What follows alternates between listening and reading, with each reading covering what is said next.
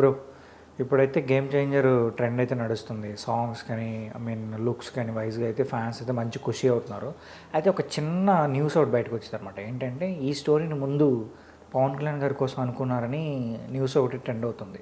So దీని గురించి మీరేమనుకుంటున్నారు? ఆల్రెడీ దిల్ రాజు గారు ఒక ఇంటర్వ్యూలో చెప్పారు భయ్య, ఈ సినిమా ముందు శంకర్ గారు పవన్ కళ్యాణ్ గారితో చేద్దాం అన్నారంట. అంటే ఆయన కోసం రాసుకున్నది కాదు, ఒక కథ రాసుకున్నాక కార్తిక్ సుబ్బరాజ్ గారు అప్రోచ్ అయ్యారంట ఒక పొలిటికల్ డ్రామాతో. సో అది ఆ స్కేల్ ఆయన చేస్తే బాగుంటుందని ఆ కథని ఆయన దగ్గర తీసుకొచ్చారనమాట. సో అది మన ప్రొడ్యూసర్ గారితో మాట్లాడినప్పుడు దిల్ రాజు గారు ఆల్రెడీ ఇప్పుడు పవన్ కళ్యాణ్ గారి డేట్స్ అంటే మనకు కష్టం, ఆల్రెడీ వకీల్ సాబ్ చేస్తాం కాబట్టి ఆయన ఇంకొక డేట్ వెంటనే ఇస్తారని అనుకోలేదు. సో అందుకని చెప్పి నెక్స్ట్ ఆప్షన్ కింద రామ్ చరణ్ గారికి డేట్స్ అయితే ఉన్నాయి, చేద్దామని చెప్పి సెట్ అయింది ప్రాజెక్టు. అంటే ఏంటి అంటే ఇది మొత్తం పొలిటికల్ బేస్లో ఉంది కాబట్టి పవన్ కళ్యాణ్ గారు అయితే సెట్ అయిపోతారు అనుకున్నారా? లైక్ ఏంటంటే ఇప్పుడు బహుశా ఆయన చేస్తుంటే కరెక్ట్ అయ్యేది కాదు, ఎందుకంటే ఒక పొలిటికల్ జర్నీలో ఉంటూ పొలిటికల్ సినిమా తీయడం అనేది అంత యాప్ట్ అయితే కాదు. ఒకవేళ ఇంతకు ముందు తీసేసి ఆల్రెడీ కెమెరామెన్ గంగతో రాంబాబు లాంటి ఒక సినిమా ఆయన తీసాడు కాబట్టి శంకర్ గారు ఫీల్ అయ్యారు అంటే ఇది ఒక పొలిటికల్ జోన్ కాబట్టి.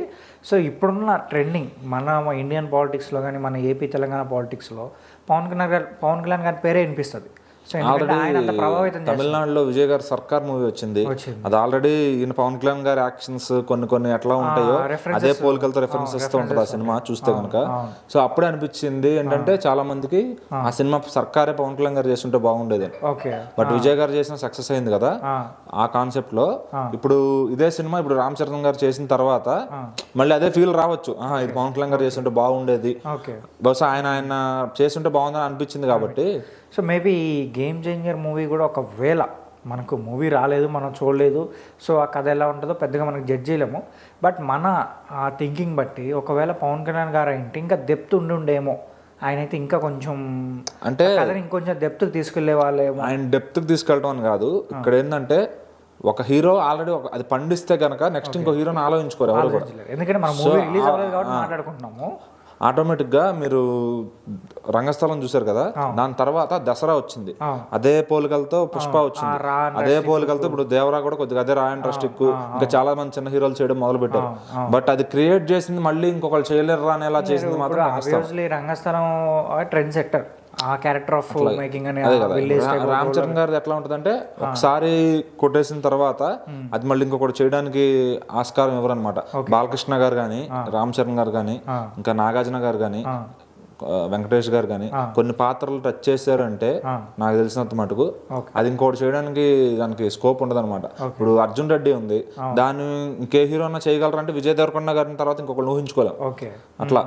ఏంటంటే ఇప్పుడు యానిమల్ ఉంది, రణబీర్ కపూర్ అది మహేష్ బాబు గారికి అనుకున్నారంట, బట్ మళ్ళీ ఆ రణబీర్ కపూర్ గారు చేసిన తర్వాత ఇంకా ఇంకో హీరోని ఊహించుకోలేరు. అట్లా ఉంటది అనమాట. ఏంటంటే ఇంకో హీరోని ఊహించుకోలేం ఖచ్చితంగా చేసేసిన తర్వాత. బట్ మరి ఇది ఈయన పొలిటికల్ జర్నీలో ఉంటా ఇది చేయడం అనేది కరెక్ట్ అయితే కాదేమో. అంటే ఏంటి ఒకవేళ డేట్స్ ఇష్యూ వస్తుందని చెప్పి రామ్ చరణ్ గారిని సెలెక్ట్ చేసుకున్నారా, లేదంటే వద్దులే ఈ కథ పక్కన పెట్టేద్దాం ఓన్లీ రామ్ చరణ్ గారు? లేదు, ప్రొడ్యూసర్ సజెషన్ అది. ఇప్పుడు ప్రొడ్యూసర్ రూపాయి పెట్టేటప్పుడు అతను తెలుసు కదా ఎవరి మీద రూపాయి పెడితే. ఏంటంటే ఆయన వకీల్ సాబ్ ఒక చిన్న డైరెక్టర్ తో మరి పవన్ కళ్యాణ్ గారితో ఒక వండర్ సృష్టించారు బాక్స్ ఆఫీస్ దగ్గర. అది ఏపీలో కానీ వర్కౌట్ అయి ఉంటే అప్పుడులోనే బిగ్గెస్ట్ నెంబర్స్ వచ్చాయి. మరి దిల్ రాజు గారికి అప్పటి నుంచి పవన్ కళ్యాణ్ గారితో ఆల్రెడీ ఆయన తొలి ప్రేమ డిస్ట్రిబ్యూషన్ చేసి బిగ్ నెంబర్స్ చూసారు అప్పట్లోనే, అప్పటికి అది ఎక్కువ. సో ఆయనకి పవన్ కళ్యాణ్ గారు అంటే చాలా విపరీతమైన అభిమానం ఉందని కూడా చెప్తూ ఉంటారు. సో మరి దిల్ రాజు గారు సజెస్ట్ చేశారంటే మరి అందుకని చెప్పి డైరెక్టర్ గారు మాక్సిమం శంకర్ గారు కాంప్రమైజ్ అవ్వరు. మరి కాంప్రమైజ్ అయ్యారంటే హీరోని నమ్మబట్టే.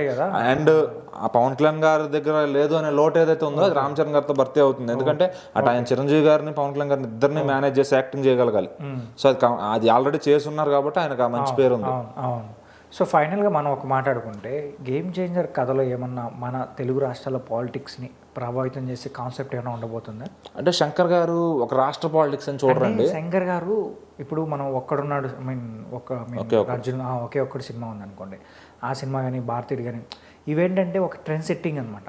లైక్ ఏంటంటే మనం అవి చూసుకుంటే ఎక్కడ కూడా ఒక రాష్ట్ర పాలిటిక్స్ అని చెప్పడు.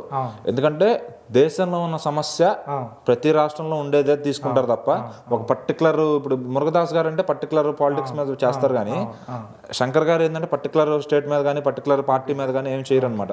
అది దేశం ఇప్పుడు జిఎస్టీ అనే సమస్య వచ్చింది మన జనాలకి, అది ఎవరు మాట్లాడలేదు.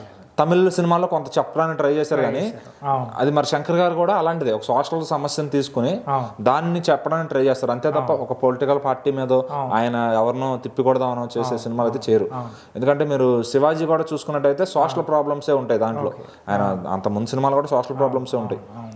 సో అంటే ఏంటి మన తెలుగు రాష్ట్రాలు అంటే మొత్తం ఇండియా వైజ్ ప్రభావితం చేసే విధంగానే ఉండొచ్చు స్టోరీ.